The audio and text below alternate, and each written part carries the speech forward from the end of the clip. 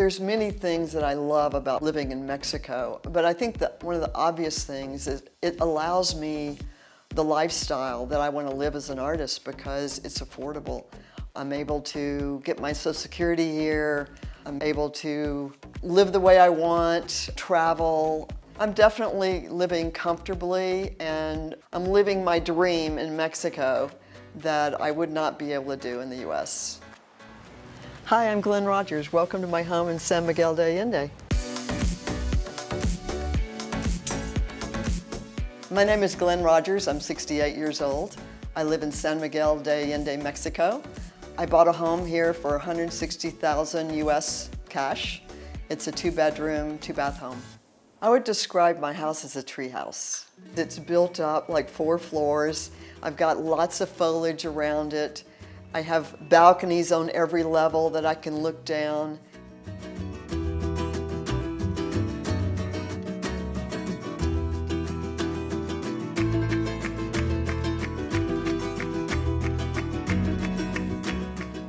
San Miguel de Allende is really a beautiful small city. It's a UNESCO World Heritage Site. It's beautiful colonial architecture. I live in the San Antonio neighborhood of San Miguel. It's residential primarily. There are some small little cafes, especially now popping up, and yoga studios. I'm originally from Mississippi, but I went to University of Florida, got my bachelor's degree, and then moved to California and was there for 25 years before moving to Mexico. My move to Mexico was not planned. I went down on a long weekend with some friends to Mazatlan and really fell in love with the city. And I had had this dream of having a studio outside the US for many years. When I went to Mexico, it was just like, oh my God, this could be my dream studio. Actually went to a real estate office that afternoon and found a little house for $28,000, which became my studio.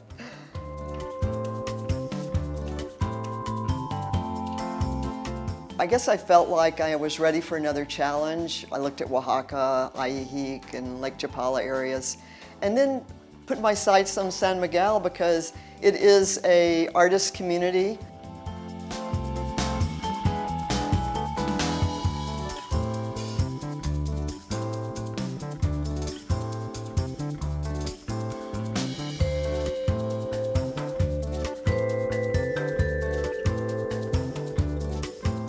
Now I can rent that home in Mazatlan out when I'm not there and then be in San Miguel. So I probably go to Mazatlan about 3 or 4 times a year, for maybe 2 weeks at a time. In May, after my renters are gone. When I started looking, I really wasn't ready in terms of having the cash available because I did have this rental house in Mazatlan I needed to sell. So when I saw this house, I tried to get the owners to negotiate with a rent to own or lease to own, but they really wanted to cash out right then. So I put my rental home in Mazatlan up for sale and got a little loan from my brother to tide me over till I sold that house, and that enabled me to buy the house. So I would say within 4 months of seeing the home, I was able to put the money down. The other home was about $120,000. That's what I got for that home, and so I needed the rest in cash, and I had some savings, so that's the way I was able to pull that off. This was actually my 4th home to buy in Mexico. I wasn't that afraid or fearful of the process. It was more of being able to pull the money together and wanting this house. Once I set my intention on buying this house, I didn't want it to slip from my fingers. The house that I bought here in San Miguel was a 2-level home. It was very modest, and I knew I needed a place with a studio, but I got assurance from the realtor that I could build a 3rd-floor studio. Within a year of buying the home, I decided to go ahead and build the studio, and it cost me about $25,000 for the construction. And then later, I developed the rooftop, And I would say I put about 7,000 US into that. I built a metal staircase from my front door patio area up to my second level, and then another stairwell to my studio, so that when I have open studio events or somebody wants to visit my place and see my artwork, they don't have to walk through my bedroom. When you walk into my home from the street, you enter a small little patio entranceway. So it's a little garden area and sitting area. And it's nice because it's cooler in the summer, so I have a place to kind of hang out when it's hot. This is my entrance hallway. And then I have a little guest bedroom here with a single bed. And then you walk into my bedroom. It's a queen bed, and I found this great headboard at a flea market here and had some of my furniture built in San Miguel. So this is my small bathroom off of my bedroom.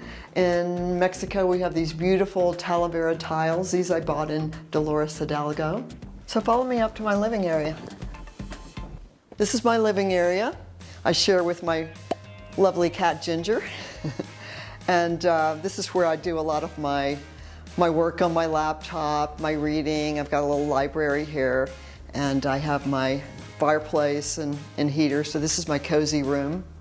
This is my dining area, and it's just a little walkway to the kitchen. I love the Mexican tiles. This came with the house when I bought it. It has a traditional Mexican sink with the tiles. No dishwasher, no trash compactor, nothing high-tech here. This is my breakfast nook, and I also have a laundry area here and a second bath. And come on up, I'll show you the studio. So welcome to my studio. I've got a nice painting wall here that I created for myself. This is a piece I'm working on for a show right now. Here's my etching press. This is a press I bought in Veracruz, Mexico. And I create monoprints on this piece as well as I teach workshops. So it's a valuable tool for me here. And I have a paper cabinet, I've got my sink, and plenty of storage, so it's a great studio. Well, let's go on up to the terrace. So this is my rooftop, and this is where I find the warmth, because this is where the sunshine is, and I love it. I love that I'm on the level with the birds flying, and I've got a 360-degree view of San Miguel, and I've got my flowers, my garden, so it's really nice up here. Come on in. So inside my little glass house, I wanted to create a cozy space, something place I could bring my friends and have a glass of wine, that sort of thing. So I had this couch built, and this one I found at a yard sale. So it's just been a really fun project to put together. I'm not sure if this will be my forever home. I still love my home in Mazatlan, and it's possible I'll go back there. I really don't know. I'm just enjoying it so much that I can definitely see myself being here for the next 5 to 10 years. I would never be able to find a home like this in the US, especially in California where I was living. I sold a place similar size as this, for like $500,000, and that was 2008. I mean, there's no way I could touch anything in California. I don't believe I could have what I have created here in the US in terms of lifestyle and the ability to live on a relatively small income. So I think I've created the perfect place for me.